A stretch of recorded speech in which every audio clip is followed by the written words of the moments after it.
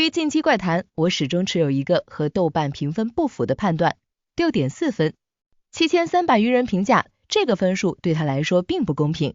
不是因為我是原著粉，我從未讀過原著，而是單純作為一名觀眾，我覺得這部電影在恐怖表達的深度上被嚴重低估了。要理解這種低估，最好的參照是既往電視台的神秘影像，以下簡稱放送局，豆瓣7.6分，評價人數不及《進擊怪談》的一半，但分數高出1.2分。有人會質疑，拿院線大制作和 CS 台內容比是不公平的。放送局是導演岩澤弘樹的作品，他長期深耕日本心靈紀錄片領域，诅咒錄像帶系列出自他手。這部作品以 YouTube 先行配信，CS 台後播時加入考察內容，2個版本各自完整，但預算和渠道不是這裡的核心變量。2部作品骨子裡是一樣的，偽紀錄片，利用真實發生感營造恐懼，碎片化影像拼湊真相，調查者最終捲入事件本身，甚至兩者都與紅色有深層綁定。進擊怪談有紅衣女人，她是團體裡上吊少年的母親，怪異化後反覆出現，官方宣傳和主演採訪裡都用紅衣女來指稱她，是貫穿全片的核心恐怖意象。放送局同樣有紅衣女人，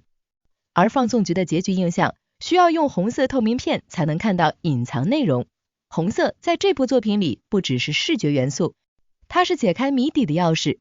所以這並非預算或卡司的較量，而是同一套恐怖邏輯下兩種執行方式的較量。放送局的做法，噪點、紅色濾鏡、警告倒計時，這些元素密集堆疊，通過節奏的強暗示把恐懼直接灌進觀眾的神經。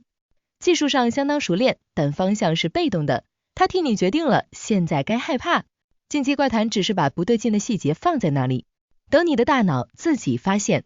上吊屋直播的那場戲是整部電影觀眾反饋中公認最恐怖的段落，沒有音效預警，沒有鏡頭特寫，主播消失這件事本身就是結局，你不知道發生了什麼，攝影機也不告訴你，空白比畫面更重。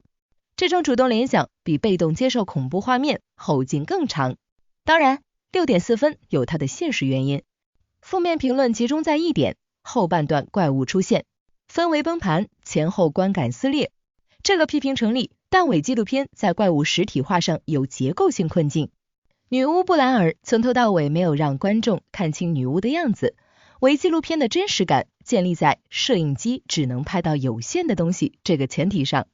怪物一旦完整出現，這個前提就瓦解了。所以進擊怪談後半段的問題不只是這一部的失誤，而是整個類型共同面對的困境。在前70分鐘裡，中學生林間學校錄像裡窗外閃過的異象，詭異的西畫風格動畫，直播中那些令人不安的細節，這些元素從不直接撲向觀眾，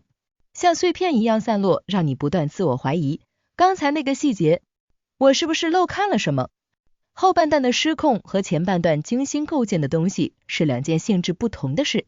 關於演員，外界對菅野美穗棒读感的質疑，是誤讀了表演的意圖。菅野美惠出道30年，大奧2003年收視率 24.1%， 輕輕緊握你的手裡的聾啞角色確立了她的地位。在2007年至2010年間，她曾4度獲得日劇學院賞最佳女主角獎。幾十年下來，觀眾對她有一個固定認知，得體、可靠、有分寸。她在進擊怪談裡用的就是這個積累。他通過刻意制造的違和感，讓觀眾意識到這個我熟悉的得體的菅野美穗現在哪裡不對勁。他把觀眾本人對他的記憶變成了恐怖裝置的一部分。花衣未菜在放送局走的是完全自然的路線，通過消除表演痕跡讓你帶入角色。兩者的動機同樣是母親對失去的執念，處理方式截然不同。花衣未菜讓你忘記這是表演，菅野美穗讓你記得這是菅野美穗。然後用這個記憶讓你不安。做這個視頻起點其實就是菅野美穗。看完進擊怪談，那種違和感一直沒散。我沒辦法接受這是失誤，我覺得這是我見過的最克制也最危險的表演方式之一。